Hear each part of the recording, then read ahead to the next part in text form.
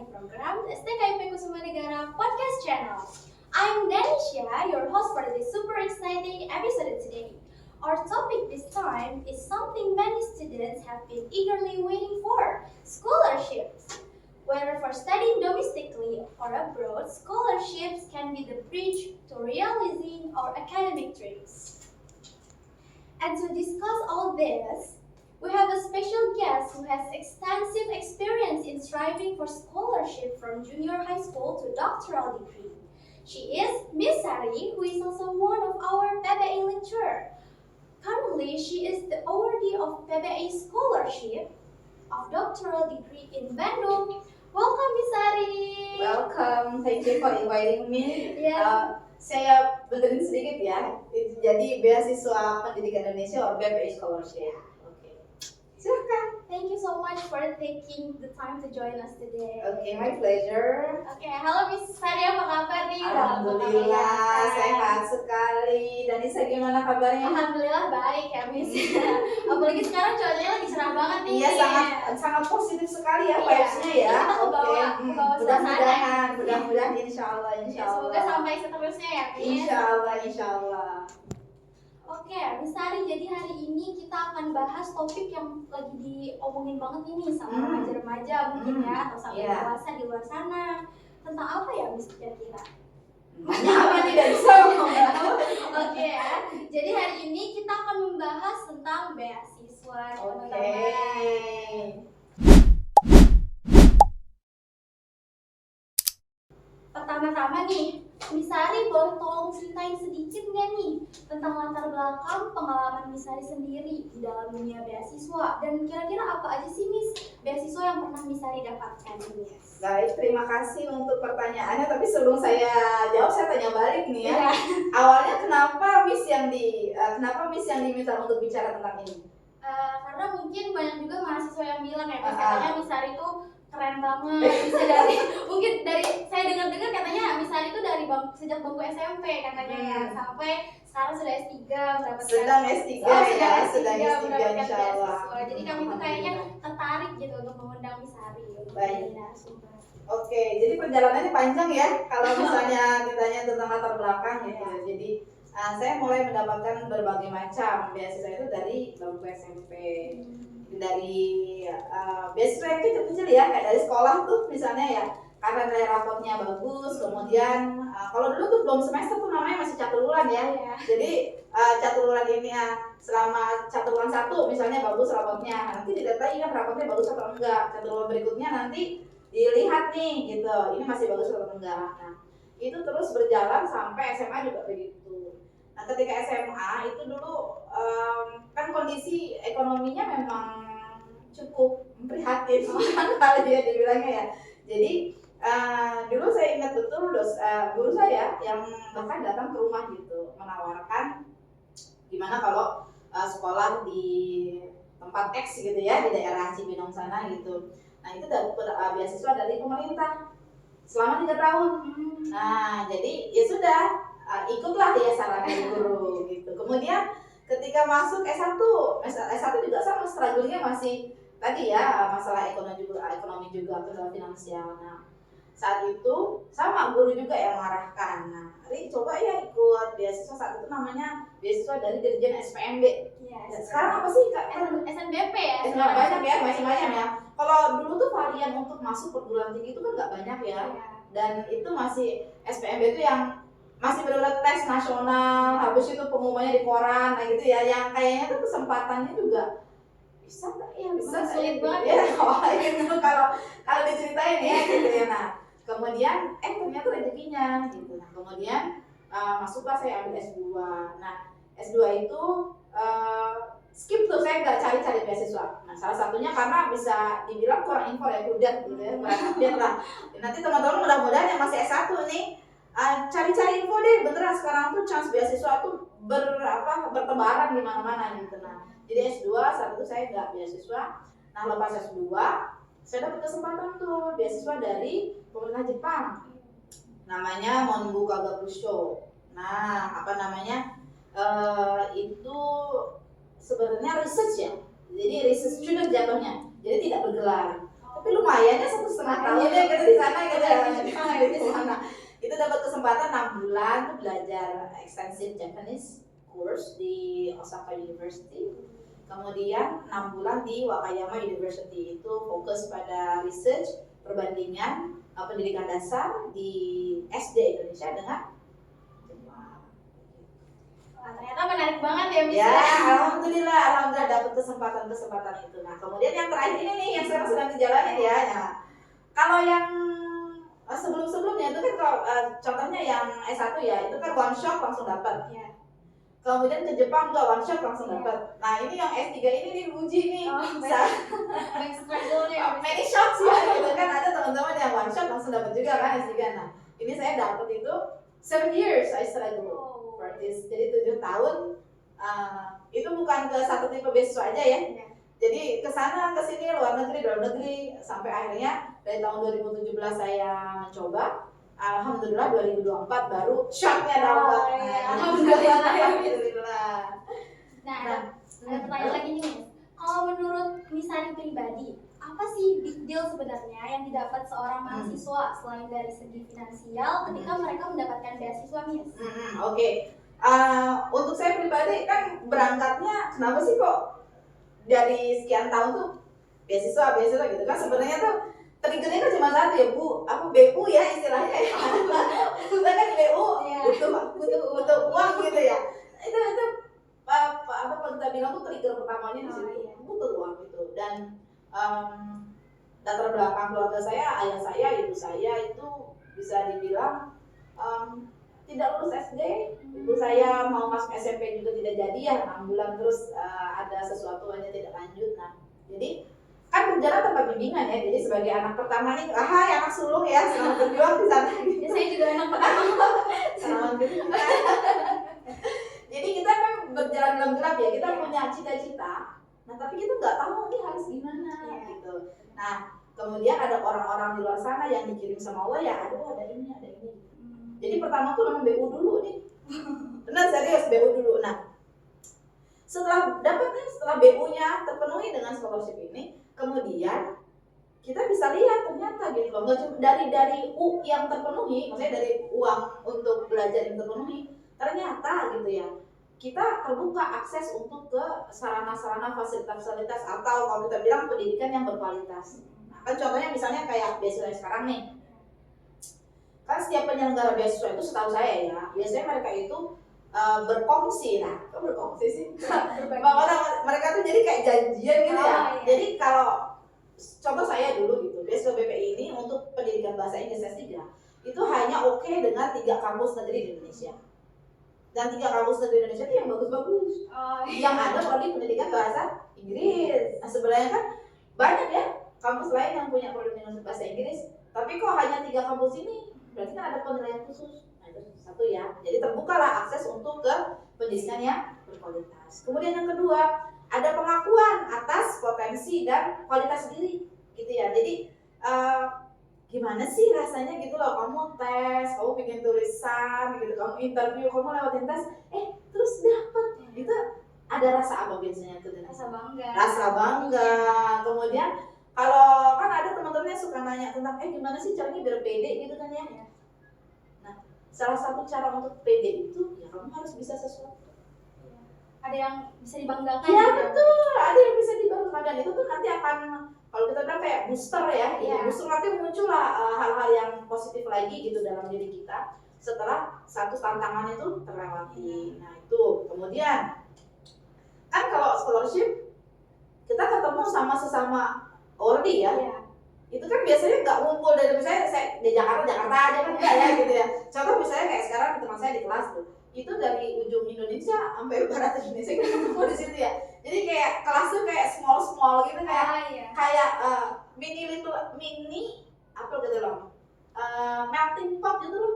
Kan kalau melting pot yang mungkin yang pernah dengar kayak di Jakarta kan melting pot juga ya. Jadi berbagai budaya masuk gitu. Nah ini di ruang kelas juga kalau saya lagi duduk gitu ya bareng dengan teman-teman nih, gila ya ternyata orang dari sini kita kumpul nih semuanya di sini untuk belajar satu hal gitu. Nah dengan usia kita juga udah dewasa, ada banyak banget hal yang bisa kita pelajari. Nah terus ada cita-cita lagi kan setelah ketemu ini kan tuh sama-sama dosen ya. Iya. Jadi kita udah kebayang nanti mudah-mudahan sama Allah disambung terus ya silaturahminya, networking lah gitu cita-cita nanti ke depannya gitu. Kemudian apalagi nih, ada pengembangan diri. Jadi efek dari ini ya, yang contohnya saya pribadi dulu kan mana ada kepikiran tentang sekolah lagi, kayak ini SMA aja udah syukur alhamdulillah ya dengan garis gitu. Nah ternyata ada tuh jalan untuk belajar lagi. Nah di situ kan kesempatan untuk mengembangkan diri. Memang ada banyak jalan untuk mengembangkan diri. Nah, namun kan ada pribadi-pribadi tertentu yang memang cocoknya di jalur kuliah ini. Dan saya pribadi lewat jalan kuliah ini saya menemukan kalau kita bilang tuh tempat untuk self actualization ya.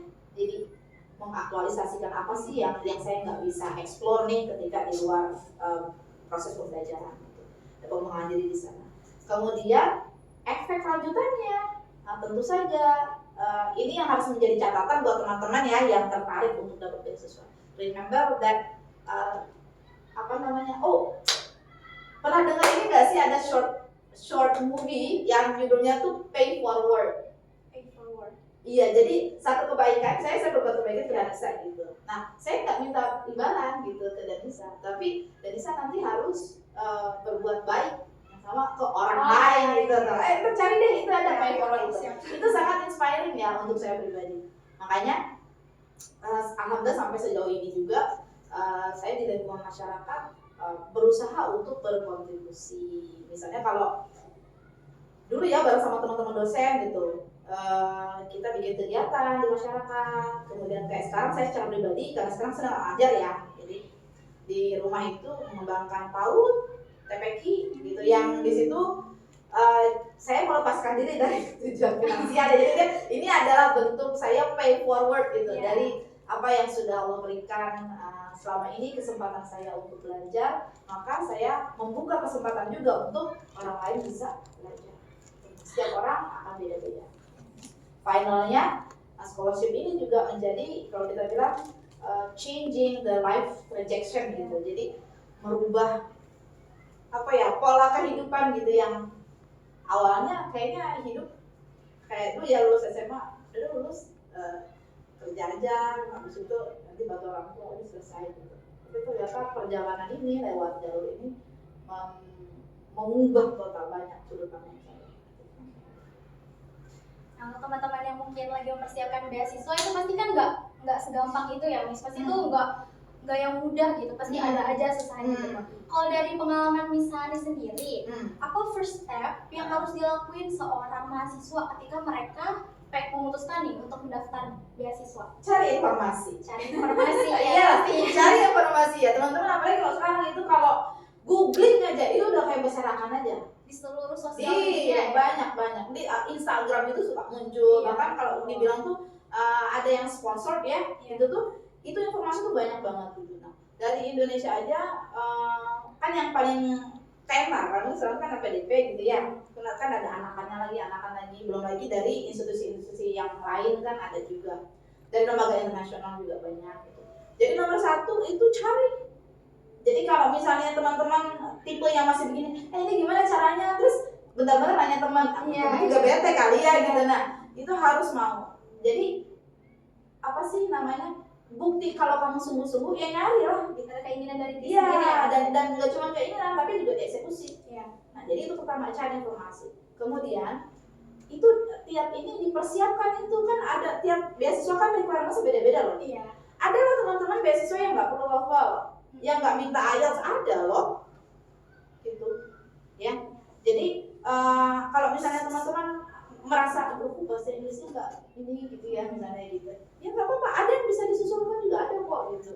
Jadi teman-teman cari informasi, kemudian baca ya, critical reading ya guys. Jadi critical reading, baca jangan sekilas aja, jangan kayak baca status WA ya kalau kayak gini. Secara kritikal persiapkan persyaratannya. Itu first step. Gitu. Dan siap-siap sadarnya gitu ya. Prosesnya itu udah pasti.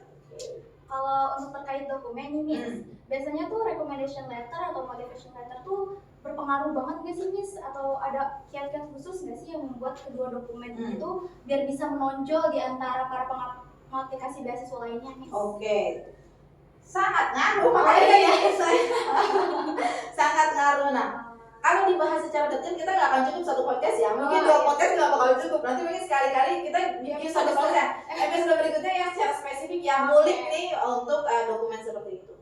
Satu, kalau motivation letter itu kan kalau saya buat sederhananya itu kan cara kita menjual diri kita.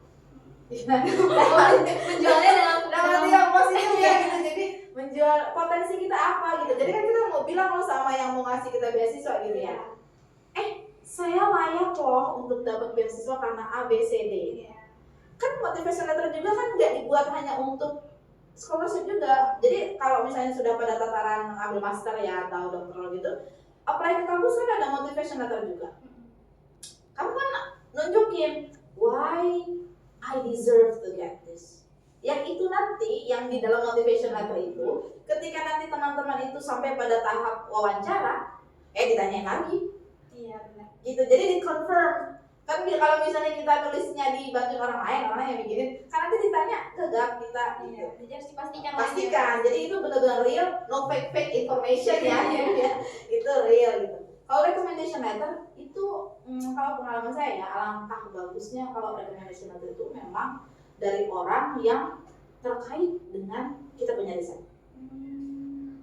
Atau ya, jadi misalnya gini, suatu saat nanti misalnya Danisa mau apply master, nah kamu baik-baikin tuh pembimbing skripsi. Itu paling enggak tuh, pembimbing baik-baikin deh, jangan copot gitu hubungannya gitu. Nanti bisa diminta itu.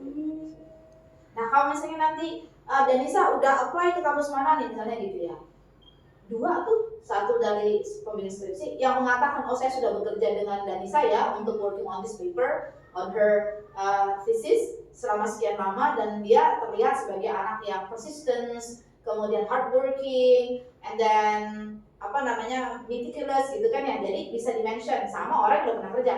Nah nanti sama yang berikutnya, kalau misalnya kok ini apply terus dapat profesor, kita juga bisa minta dari profesor yang akan membimbing kita ini. Tapi memang ya, arah Indonesia dengan di luar agak beda ya gitu. Hanya saja kalau untuk scholarship ya itu sangat berpengaruh. So prepare very careful and write as the way, write the best version of you but the real one ya. Jadi no fake information. Jangan berhalusinasi. Bisa ya, that's right. Halu ya. Tidak berhalusinasi. Oke, apalagi? Terus? Oke, kan seperti yang tadi di-mention di awal ya, prosesnya tuh pasti nggak melulu mulus, pasti ada struggling dan sebagainya, pasti ada suka dukanya ya. Bisa diceritain nggak sih Miss, duka atau tantangan terberat nih yang Miss Sari hadapi selama proses pengaplikasian beasiswa hingga sekarang dinyatakan diterima beasiswa ini?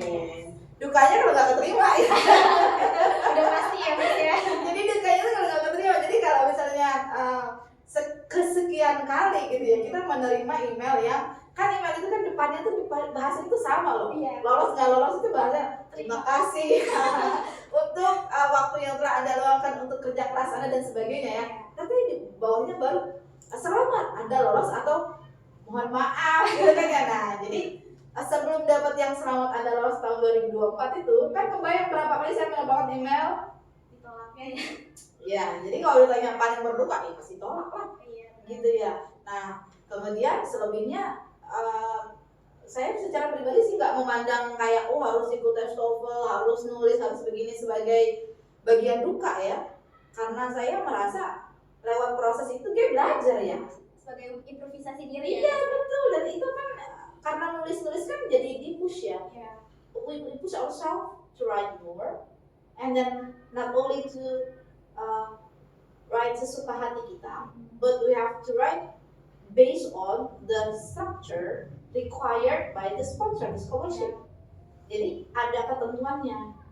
Nah itu kan Allah bisa karena biasa kan. Jadi sekian tahun saya bikin motivation letter kan masih tahun pertama, tahun kedua kan beda ya.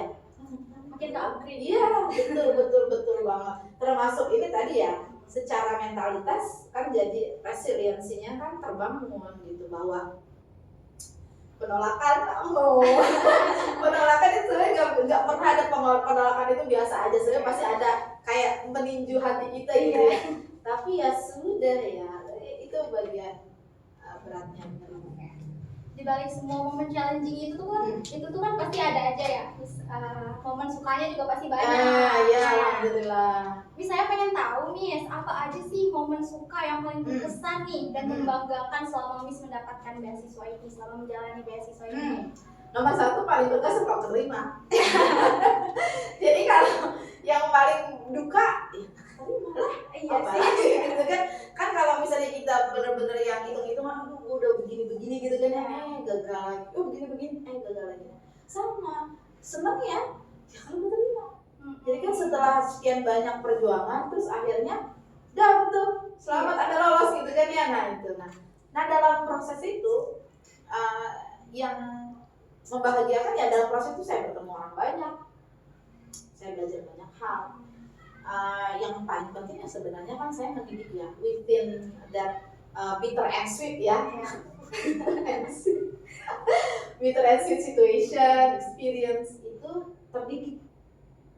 Kan sering kita nggak bisa didik diri kita sendiri kan. Lalu Allah kasih jalan nih di sekolah ini kita. Untuk saya pribadi, proses beasiswa itu adalah proses mendidik karakter saya, mental saya. Jadi happy sesederhana itu. Iya, oke. Kalau secara spesifik nih, bagaimana pengalaman beasiswa tersebut yang Misari jalani ini bisa menjadi a game changer dalam membentuk Misari seperti sekarang ini ya, baik secara profesional sebagai pengajar ataupun secara personal nih, Mas? Secara personal, saya ingat tuh, tiba-tiba saya ingat almarhum ayah saya. Jadi almarhum mungkin juga berpikir kayaknya hampir mustahil sejauh ini gitu untuk anak-anak bisa mengenyam pendidikan. Dulu mungkin pikirannya ya sudahlah, berhenti di pabrik aja, kerja di pabrik gitu. Ini nanti nggak dalam rangka meremehkan ya profesi apapun ya gitu. Namun dengan kondisi dulu latar belakang ekonomi yang sangat penuh perjuangan, jadi cita-cita terbesar saya adalah saya mau kerja di pabrik dan helping my parents to take care of my brother and sisters. Itu kan sampai situ. Kemudian ternyata kok jalannya panjang ya gitu, ternyata habis ini ada lagi. Dan ya udah, jadi terbentuk mindsetnya bahwa insya Allah ternyata kalau misalnya kita sungguh-sungguh nih, kita sungguh-sungguh punya keinginan, punya cita-cita gitu, dan kita minta nih sama Allah gitu ya, kebuka loh jalannya. Jadi itu mungkin banget. Jadi buat teman-teman yang ada di luar sana yang mungkin sekarang merasa lagi berjuang banget ya gitu, aduh gak punya duit ya itu mungkin banget loh untuk berubah gitu. Dan untuk saya pribadi, perjalanan lewat beasiswa ini game changer banget, yang kita dengan latar belakang ekonomi, latar belakang pendidikan yang nggak kebayang lah gitu ya, sekarang bisa ngobrol begini, kemudian dipanggil bu dosen kan gitu, itu kan nggak kebayang banget. So it's kind of like miracle ya for me personally. For one more information, saya itu kan 4 bersaudara ya, yang dapat beasiswa nggak cuma saya sendiri. Jadi saya beasiswa, ini adik saya laki-laki beasiswa dia di BPS, Badan Pusat Statistik. Nah itu ya. Kemudian ini yang jurusan fisika ada beasiswa juga dari waktu itu bidik misi di UNES ya, Semarang S1. Yang ini jurusan animasi juga sama beasiswa. Jadi empat-empatnya kita scholarship ya gitu. Jadi dulu itu mungkin ini agak sarkastik ya kalau saya sampaikan, tapi berdasarkan tadi ya, jadi begini salah satu efek game changernya. Jadi mindsetnya begini, kalau misalnya untuk urusan ini nggak punya duit, punyalah otak. Benar banget ya. Sorry to say ya, kalau udah sadar, you have to realize where is your level, your situation, and accept that, and after that you do something to change.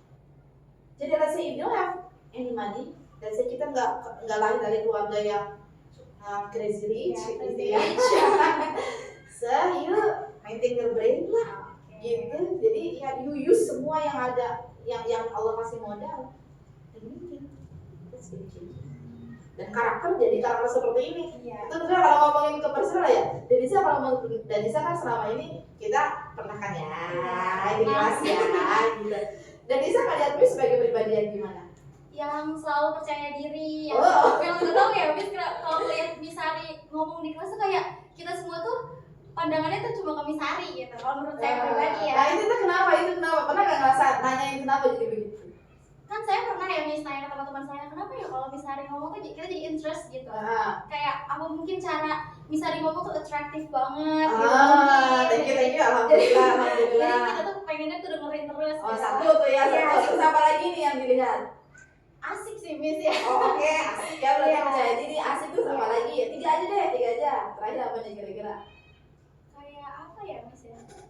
Kayak mungkin saya ngerasa tuh kayak nyambung aja Miss. Nyambung ya, kita misalnya kalau ngomong ya. kayak Itu beda generasi loh. Kamu jadi apa? gitu sih Miss. Ya jadi kalau ngomongin pribadi, ya udah yang Danisa lihat Ya.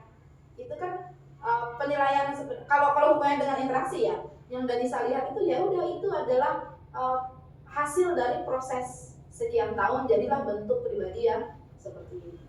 Begitu yang kalau dibilang percaya diri kan kemarin kita sempat share ya. Iya. Gimana mau pede kalau misalnya gitu emang nggak ada sesuatu yang bisa kita tunjukkan, kita banggakan. Jadi kalau teman-teman masih hobinya nongkrong, terus apa namanya kongko Ya, tidak bolos gitu ya mohon maaf ya mohon maaf. Saya jadi ingat tadi pagi ada salah satu rekan dosen gitu ya yang memberikan saya inspiring banget nih katanya gitu, lawan diri sendiri. Jadi kalau mau ditanya siapa musuh terbesar Diri sendiri. Oke. Ada lagi nih Miss pertanyaan. Apakah network yang Miss Sari dapatkan selama menjalani beasiswa itu masih relevan gak sih sampai hari ini? Masih bermanfaat gitu? banget. Contohnya gimana? Secara pribadi iya ya, soalnya kan gini contoh kayak kita yang sekarang di dalam lingkaran S3 kan kita jadi ketua besti. Iya. Ada tuh ya secara pribadi ya. Kemudian di zaman dulu Miss dapat beasiswa yang apa namanya di Jepang ya, kita masih dalam satu grup itu. Masih Gitu. terjalin ya? Masih terjalin, alhamdulillah gitu. Dan apa namanya di antara teman-teman itu kan ada yang masih stay di Jepang sama dulu. Gitu. Jadi kalau misalnya suatu saat nanti doain ya mudah-mudahan ada rezeki nih saya capek Jepang lagi atau mau gitu ya. Itu saya ada seseorang yang bisa di hai gitu ya. Itu senangnya saya loh, kita senang punya teman banyak itu. Anywhere we go kita bisa hai ya friend. Dimanapun ada temannya. Kita. Nah, itu masih terjalin secara personal ya. Secara profesional beberapa kali kita buat kegiatan. Jadi kita ketemu, kita rencanakan kegiatan apa. Waktu sempet yang kita sharing experience juga tuh sama seperti ini gitu ya. Nah, cuman memang belum bisa terjalin, maksudnya dilakukan secara rutinis karena orang dewasa ya. Punya kesibukan masing-masing. Oke nih sebelum penutup, kita tuh pengen minta nih golden nugget dari Miss Sari nih.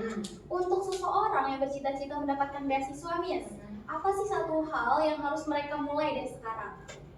Tadi nyari informasi. Nyari informasi Nyari ya, informasi gitu. sebanyak-banyaknya. Sebanyak-banyaknya. Terus cari informasi secara kritikal tadi ya. Critical reading ya Bapak Ibu. Jadi jangan sampai baca website yang penting kayak begitu tuh kayak baca status WhatsApp.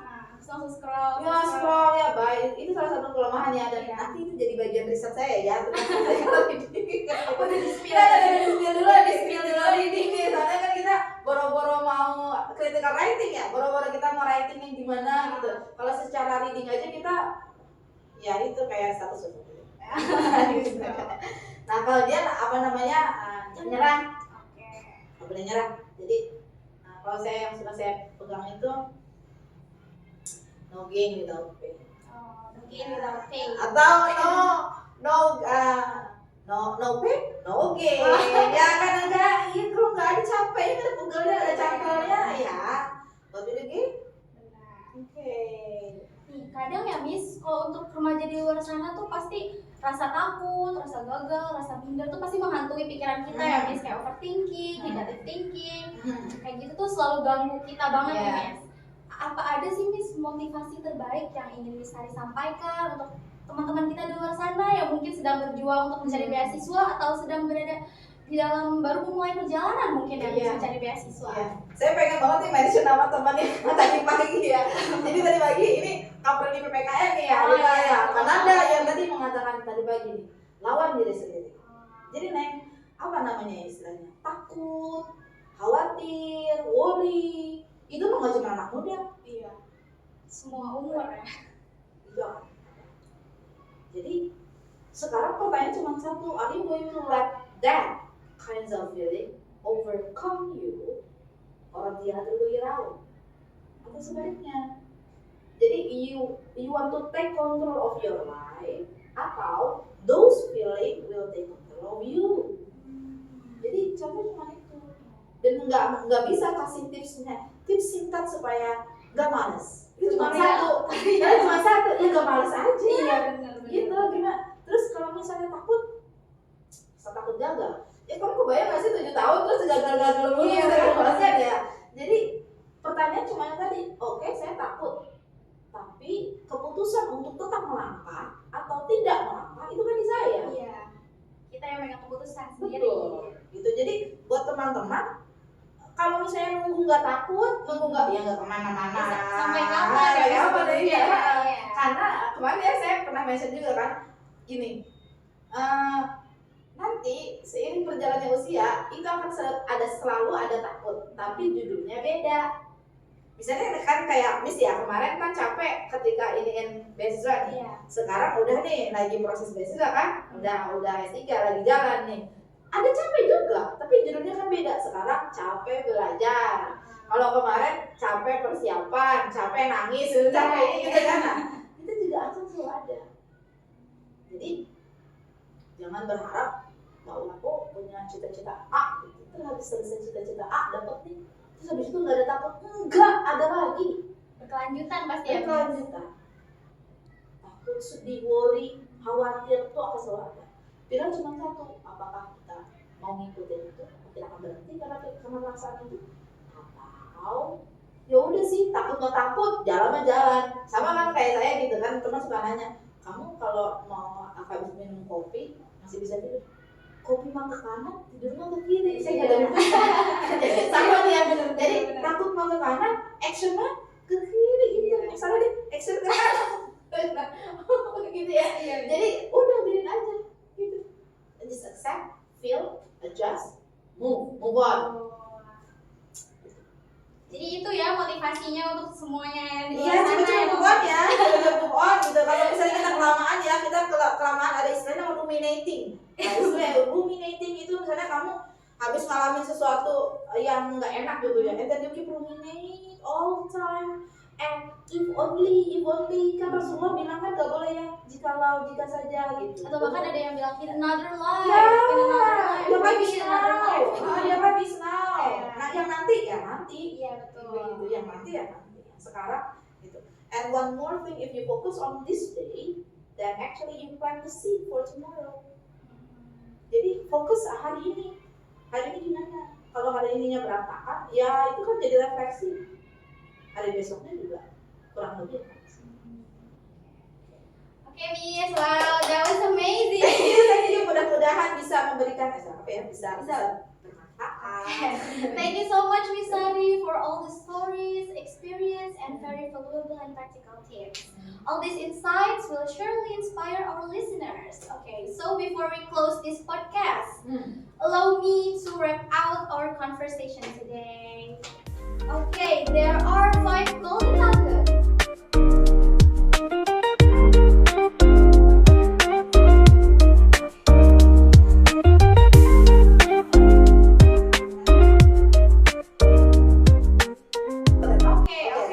Number 1, resilience pay off. Jadi resilience pays off itu perjuangan panjang tuh pasti akan berbuah manis ya guys, bakal terbayar kok semuanya. Asal mau eksekusi Asal ya. mau eksekusi. Eksekusi ya. Oke, next. Growth is greater than the result itself. Jadi pertumbuhan pribadi itu lebih bernilai daripada sekedar hasil. Gitu Iya, kan, Miss? jadi jangan ngukur-ngukur kapan nyampenya Tunggu gitu ya, terus ya, terus gitu. Tapi lihat dalam proses itu kamu jadi lebih apa nih? Dari proses Ada perubahan. Ya, mentalitas kita yang nanti akan berubah. Hmm. 3, Opportunities favor the prepared. Kesempatan berpihak pada yang siap. Ya benar sekali. Berarti kalau mau dapat beasiswa kita harus siap dari sekarang. Oke. And then the fourth one, it's not just about you. Jadi apa yang sudah kita dapatkan nih ya harus kita kembalikan kepada masyarakat dan juga komunitas di luar sana pastinya. Jadi dapat beasiswa itu bukan hanya tentang diri pribadi gitu. Setelah dapat, setelah belajar, lalu kamu ngelakuin apa nih untuk orang banyak? Kan tadi saya sempat cerita tentang yang film judulnya Pay Forward ya gitu. Nah, jadi kebaikan itu istilahnya kan what did you get from the universe gitu kan ya, dari yang ketinggian tuh universe gitu ya. Setelah itu kembali lagi ke masyarakat komunitas. Okay. The last one, dreams are valid and achievable. Jadi cita-cita itu nyata dan pastinya bisa diraih. Kalau dieksekusi, gitu. Itu kan bedanya ya. Iya. Bedanya antara cita-cita dengan mimpi atau angan-angan. Jadi teman-teman, aku punya mimpi lah. Orang mimpi maka tidur gitu ya. Tapi kalau orang bercita-cita itu harus ada pembuktian dari cita-citanya, yaitu ada eksekusi, ada tindakan, dari mulai nyari informasi, persiapkan dokumen, gitu kan ya. Nah, itu bentuk-bentuk eksekusi dari cita-citanya. Oke, jadi itu aja ya Miss. Betul. Yang penting semangat ya teman-teman ya. Semangat semuanya.